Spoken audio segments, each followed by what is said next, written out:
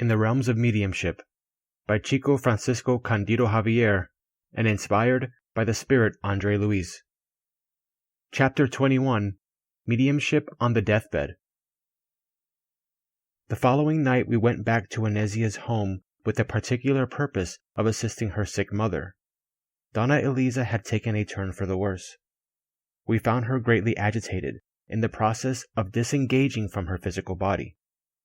The family doctor was examining her, displaying worry and discouragement. His stethoscope examination revealed the difficult situation of the failing heart. In addition, the elevated blood urea nitrogen concentration was consistent with an alarming level of toxicity. He could foresee her physical endurance coming to a close. However, the patient's delirium puzzled him. Donna Elisa displayed a strange mental disturbance. Overexcited and greatly afflicted, she said she was being chased by a man who was going to shoot her. She then called out for her son, who was already in the spirit realm, and said that she saw spiders and snakes at the foot of her bed. In spite of the sticky sweat of those close to death and the extreme paleness that disfigured her face, she continued to make a supreme effort to speak. The doctor called Inezia aside and told her that he expected the worst. In response to the crisis, the patient should continue her medication, but the night would be trying. The uremia was spreading rapidly, and her heart was like a ship out of control. Thus, she could die at any moment. Inezia listened to the doctor, wiping the tears that flowed from her eyes. She bid him farewell and began to pray, trusting in Teonelia, who was watching over her like a selfless protector. Without being able to explain this soothing serenity that gradually took over her soul, she calmed down amid faith and patience, in the certainty that the assistance from the higher realm would not fail her. Though not grasping her devoted friend's tenderness, she received Teonelia's comforting expressions as sublime thoughts of hope and peace. For a while, she contemplated the elderly woman crying for help in a muffled voice and gazed at her wide-open, expressionless eyes. She was overcome with a profound filial pity. "Mom, do you feel any better now?"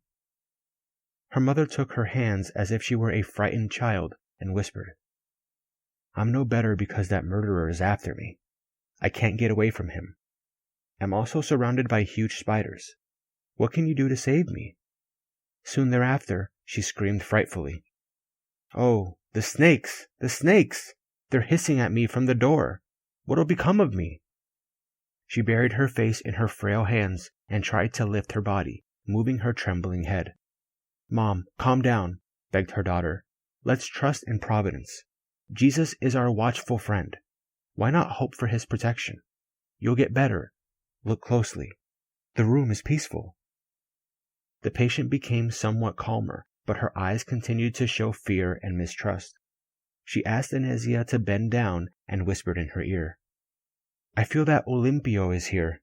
My son has come down from heaven to get me. I'm sure of it. It's my son. Yes, my son." The loving caregiver believed what she heard, but she knew that her brother's presence would not be desirable and asked her mother to pray with her. Wouldn't it be better to join together in prayer and ask for heavenly assistance? And while Inezia made herself the interpreter of Teonelia's assistance in her efforts to envelop the old woman in calming fluids, Alice asked us to observe the interaction between the discarnate son and the poor dying mother. Olimpio, the young man who had been murdered, clung to her like a parasitic plant asphyxiating a frail tree. "In her tender love," explained Alice, "our friend thinks that her son is a guardian angel, when in reality he is a wretch who allowed himself to be controlled by drunkenness even after losing his physical body. An impenitent alcoholic, he was shot one crazy night by a companion who was as drunk as he was. Separated from his body, and already intensely taken over by delirium tremens, he didn't have the strength to mentalize his recovery and remained in the company of those who could prolong the excesses he enjoyed. However, evoked by his mother's insistence, he ended up in this room, where he is ensnarled by her requests. However, as she gradually frees herself from her physical vessel, she is transferring her emotive field from the sphere of the flesh to that of the spirit, compulsorily suffering the pernicious influence of the spirit that she herself has called to her side using her will and her thoughts. In their situation, by necessity, they are two minds attuned to the same band of impressions, because as weak as she is, she easily succumbs to the control of the young man, whose fear and disequilibrium are transfused into her submissive and loving soul. Analyzing the phenomenon, I asked if this situation could be compared to mediumistic incorporation as we know it. No doubt about it, confirmed the assistant. By attracting her son, in a profoundly passive state caused by her naturally spent nerves and without the experience that would give her discernment and defense, Elisa is spontaneously assimilating the mental waves that portray his inner disharmony. As she slowly disincarnates, she is reflecting his remembrance of the past and the dreadful visions that are now so familiar, because away from his usual libations, our unfortunate friend is suffering the hallucinations common to victims of chronic alcoholism. Heavens! Exclaimed Alario compassionately. How can an old woman like this be submitted to such a trial? Isn't that a clamorous injustice? I agree that this is an unfortunate scene, replied the assistant, but no one can break the laws that rule our lives. With her son here, Elisa has received what she was ardently hoping for. Of course, she may look like an old woman on death's doorstep, but in reality, she is an immortal and responsible spirit, managing mental traits that are expressed and joined together according to clear and defined principles. And after a brief pause, he continued, Many times we ask for what we don't know much about, and we get what we don't want. In the end, however, there is always a gain. The Lord enables us to get the precious benefits of experience from every situation and every problem. Alice didn't waste time on digressions. He spoke quietly with Teonelia about the plans for the patient, and accepting our help, he detached the young man using advanced magnetism processes. As soon as the wretched Olimpio was disconnected from his mother, we witnessed an interesting phenomenon. Donna Elisa had been talking animatedly, but suddenly became completely prostrated, as if she had been restrained. Observing our curiosity, Alice explained. Her discarnate son was feeding her mental excitement, directly affecting her nervous system. Now she is limited to her own energies. The patient emitted some guttural sounds and suddenly became quiet. In vain, Anesia tried to get her to say something. Donna Elisa could see and hear, but she couldn't articulate another word. In light of the acute pain in her chest, she tried unsuccessfully to move her arms, but didn't have the strength. Alice rushed to administer calming passes, but without any palpable results.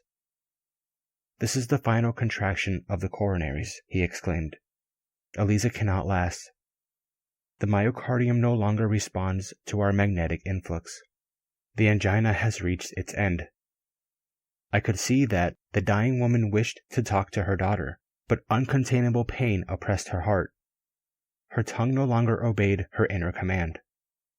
She felt the time had come for her to make the journey to the grave.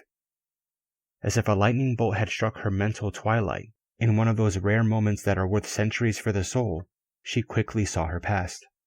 Scenes from her childhood, teens, and adulthood reappeared unexpectedly in the temple of her memory, as if inviting her to a scrupulous examination of her conscience. She didn't waver. Her moments in the flesh were numbered. Incapable of communicating with her daughter, she wanted to say goodbye to her older sister, who lived far away.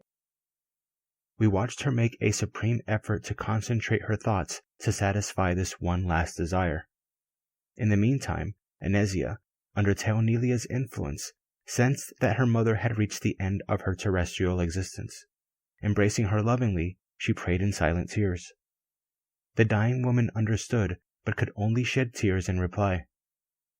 Gazing at her daughter with a grief-filled and anxious look, Donna Elisa finally projected herself into our realm, albeit still held to her physical vessel by a cord of a silvery substance. As her arms and legs became rigid, she had only one thought on her mind, saying goodbye to her last living flesh and blood sister.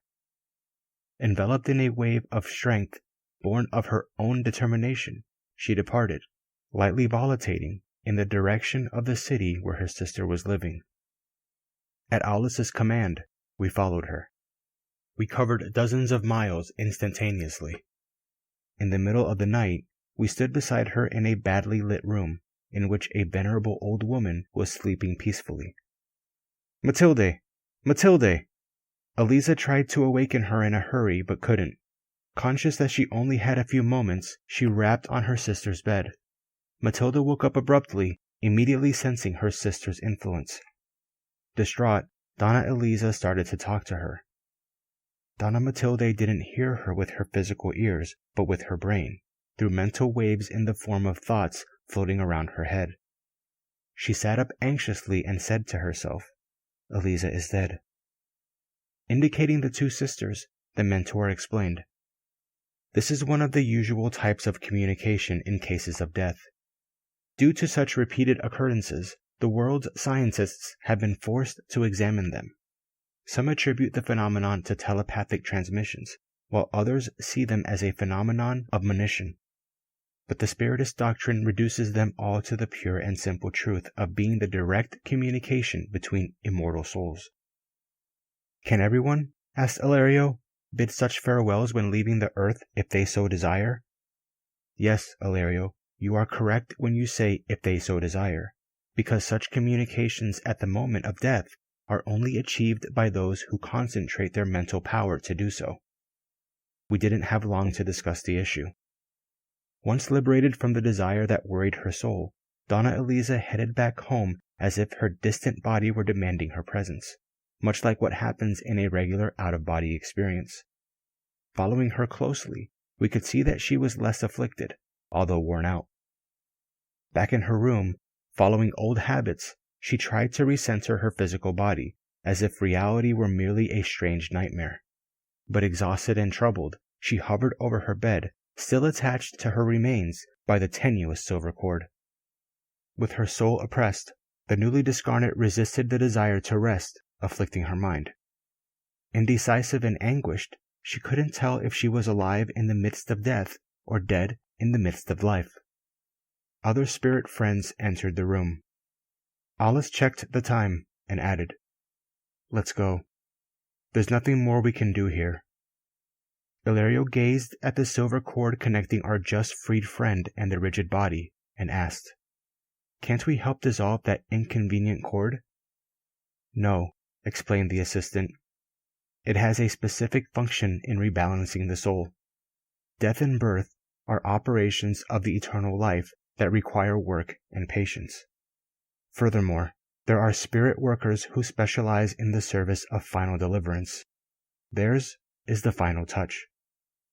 Accompanying the assistant, we left Inezia's home where we had learned a priceless lesson.